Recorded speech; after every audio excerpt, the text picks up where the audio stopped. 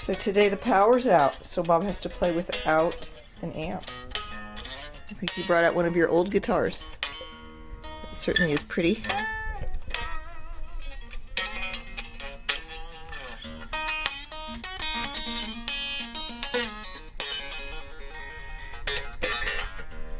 You videoing me when I'm really sick?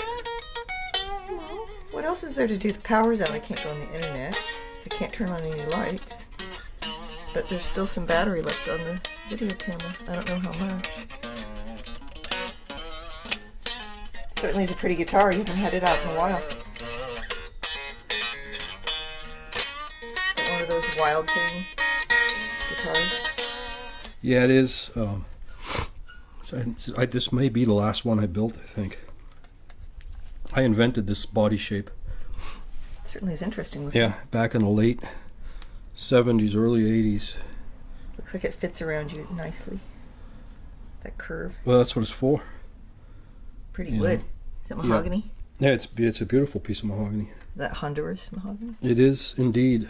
That's a really pretty piece. You can see the circle grain right here. Yeah. Sort of the center of the tree right here. You don't like to use boring wood on your guitars, do you? No, but I mean, these were normally painted like flashy sunburst colors and stuff. It had whammy bars and multiple pickups and stuff. But I had this was, I think, maybe not very many controls on it. One of the last ones I built. I had grown out of all that stuff and just wanted to make one that was as simple of a guitar as possible. No screwing the neck on for that one. No. I never play this guitar. I don't really play it much. I just took it out today for some strange reason because I'm sick as a dog over here and I'm just kind of bored out of my mind. How come it only has one knob and one switch? Because that's all it really needs. But it doesn't look like normal guitar. I'm not crazy about the, I almost can't even look at this body shape anymore because when I was very young, I brought these to a guitar show and the Japanese guys took all kinds of pictures of it. And all of a sudden... If they would have had a video camera, maybe they would have done a better job of making it. Yeah, and all of a sudden, everywhere in the stores was this guitar. It was all over the place. It still is, that whole... heavy metal looking. All those heavy metal guys play it, and I don't even like that kind of music, so... The pointy It makes me disgusted with my own design almost. But it really is elegant in a lot of ways. But now, when you see this guitar, you think of... nothing against those guys, but, Joe Satriani and all that. I mean, that thin, really horrible guitar sound that I really don't like, And so that I see my own invention, and it reminds me of that sound, and it's disturbing to me. But it really is a beautiful guitar, Not like the one you usually play. That neck joint runs all the way. That neck joint here runs all the way up to about here. Oh, interesting. But you can see that's still the body there, but it's inside, and it leaves in steps, like one step at a time. It goes down like a shelf. I cut these all by hand. I was just crazy when I was young, Had a lot of time on your hands, evidently. That must have taken a long time to make that guitar. And that's a beautiful piece of Brazilian there. Get in here where the sun shines right here on it. It's always been like that. Really light spot right there with these grains shelling off to the left. I don't know if it's going to show in this light. Probably not. And that's, of course, Brazilian there, too. And that's...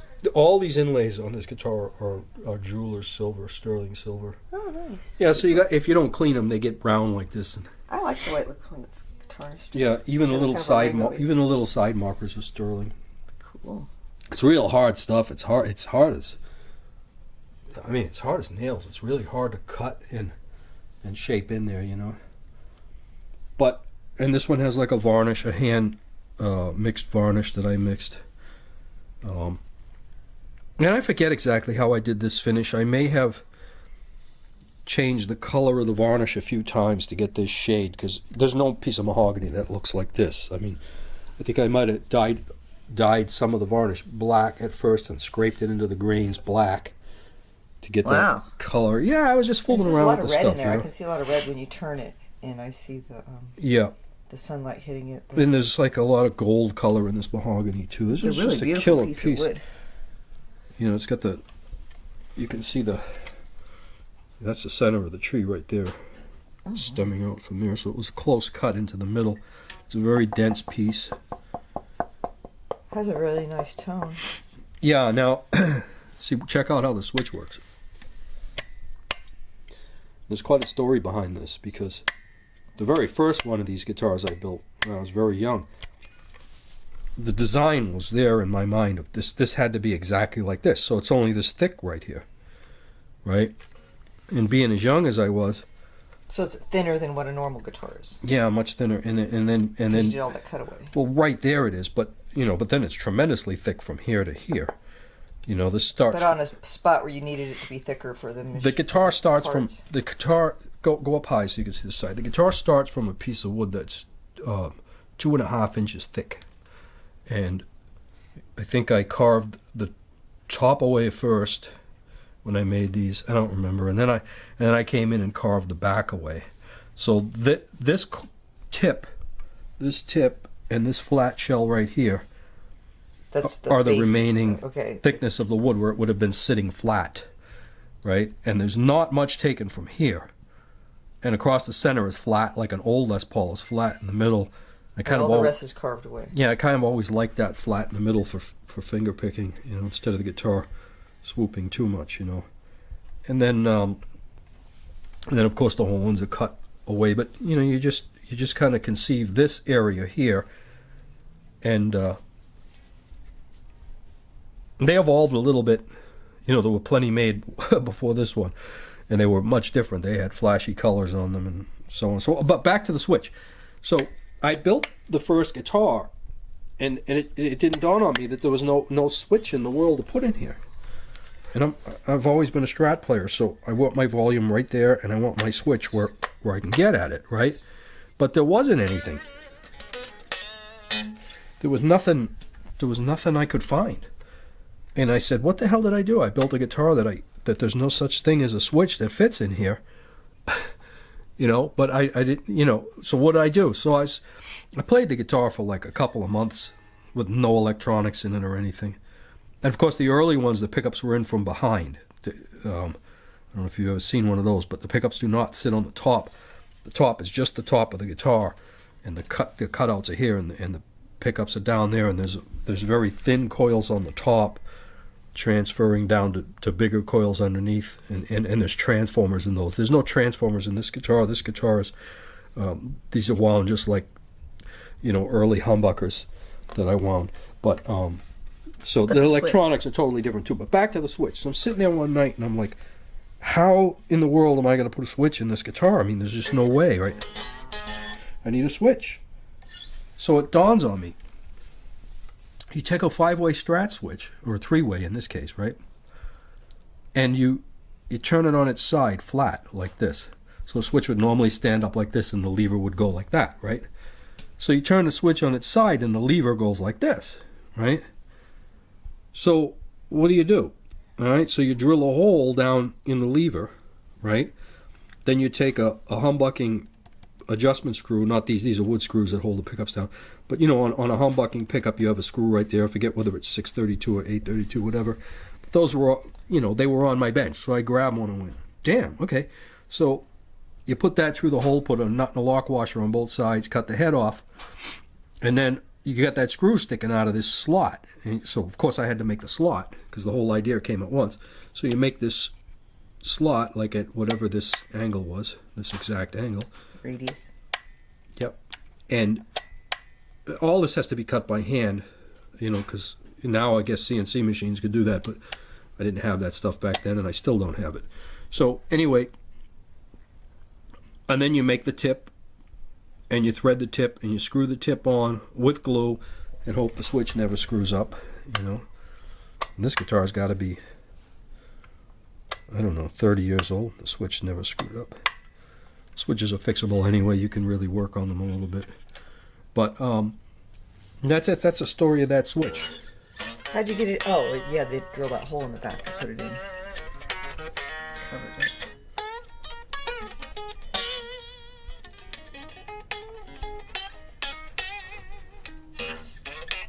Really pretty guitar. It is. I suppose if you wanted to play louder, you could get out one of your resonators. So need electricity for this. This guitar, you have to excuse me because I'm not feeling well today, but this guitar at one time was much louder than it is now, believe it or not. And it had a quite different tone than it has now. When I had first built it, the strings went straight through the body and then up through the bridge, and it was really killer sounding. But I think this was the first one of these I conceived to build without a tremolo. And back then, I don't know, I felt like I was missing something from not having the block in the tone, because I'd played Strats all the years before, and these, all the guitars before this had the block, you know.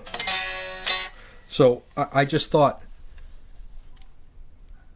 that put a block in it? Yeah, and I sort of ruined this guitar. I mean, it sounds really good with the block in it, but it's different, you know, than the way it was before, and I probably liked it better the way it was before. But no going back on that one, huh? No. So the way this works is, you know, I just very carefully cut the slot for the block, so it was so tight I had to hammer the block down into the guitar. And then these three screws, obviously, on a hardtail Strat bridge, line up in the same spot as they do on a tremolo bridge. So instead of those being wood screws, they're machine screws, and they go right into the block. And that block ain't moving. I mean, it's just hammered into the guitar. Wedged it in there, Gaze? Yeah, and then I drilled two little holes here and pegged it down here. I don't know why. There was really no need to, but I did, because it was the first time I'd done that. And then, so when you drop the ball of the string through here, it goes through the block. Yeah, right into the block, like a Strat would, you know. So that's oh, that's some pretty green. A little bit of the evolution of this guitar. It's such a beautiful guitar. Yeah, Anyway, about the rainy nice. day. No, not the rainy day. The no electricity day guitar. We wish it would rain. All these fires going on. Yeah, I'm too sick to do anything today anyway. Can barely even play a guitar today. Well, the neighbors aren't going to complain. That's the good thing. Alright, well, I think the video's over, so let's say goodbye. With a big sneeze. No, it's going to sneeze. I'm fighting it back. Bye.